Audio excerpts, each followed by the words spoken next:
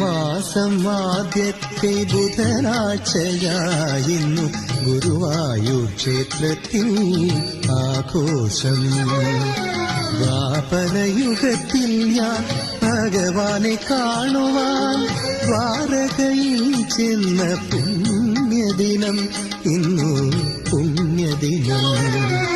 കല്ലും നെല്ലുമിൻ കർമ്മഫലങ്ങളും എല്ലാം അവൾ പൊതിയാക്കി കാതങ്ങൾ താണ്ടി കണ്ണീരിനാറാടി ശ്രീഹരി തൻ കഥ പാടി പാടി പാലാഴിത്തിരകൾ പോൽ പൊതിയുമാ സ്നേഹത്തിൻ പാദത്തിൽ ഞാൻ വീണ പുണ്യദിനം കുചേല ദിനം.